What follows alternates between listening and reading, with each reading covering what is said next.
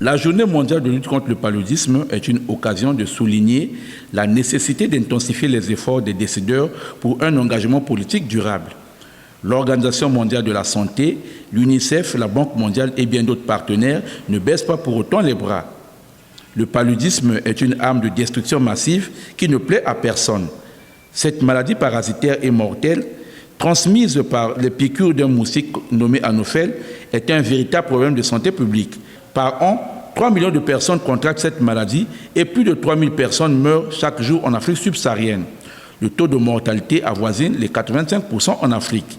Il s'est de préciser que plus d'1 million d'enfants meurent par an des suites du paludisme et la plupart d'entre eux ont moins de 5 ans. Aussi, toutes les 30 secondes, au moins, un enfant trouve la mort pour cause de paludisme. C'est depuis 2008 que le 25 avril est devenu la journée mondiale du paludisme. Les travaux en atelier du séminaire de vulgarisation des Incoterms 2020 ont été focalisés autour des obligations du vendeur et de l'acheteur, puis la comparaison entre les Incoterms 2010 et 2020, avec comme sous-thème les Incoterms maritimes, les Incoterms multimodaux et les incidences sur les coûts logistiques. Exposant sur les obligations du vendeur et de l'acheteur, les experts Thiam Diop et Philippe Bonnevi ont signifié les tâches que doivent remplir le vendeur et ceux de l'acheteur. C'est à l'acheteur et son assureur qui doivent intenter une action contre le transporteur maritime. La version 2020 n'oblige qu'à une couverture minimum de type London Insured. Chez nous, c'est la couverture FAPSOF. Mais il est possible quand même de souscrire une police plus élevée. Pour les experts, dès l'instant que le vendeur livre la marchandise de l'usine au port, sa responsabilité est engagée.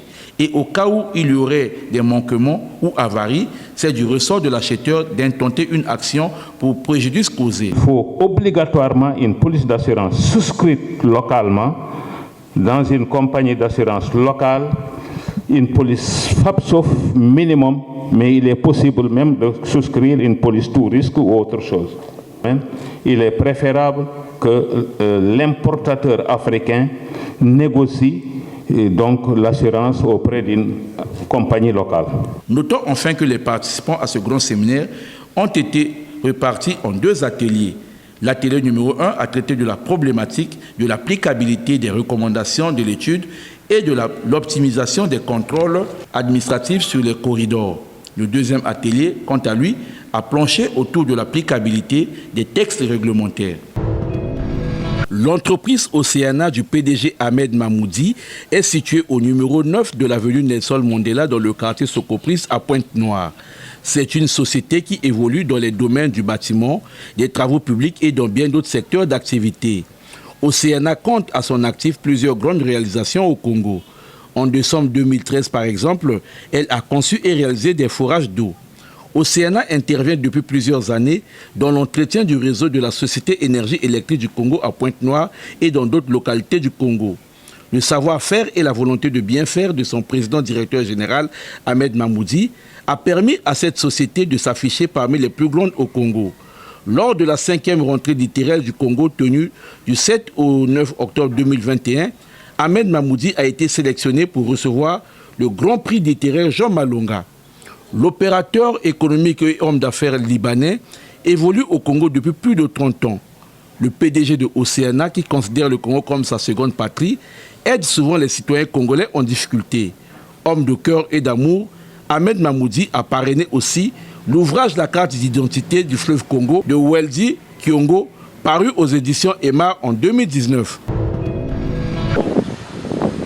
Les travaux de réhabilitation de l'école Bernard Montou, Mavungu, s'inscrivent dans le cadre des réalisations du projet de développement urbain et de restructuration des quartiers précaires en cycle d'URCAB.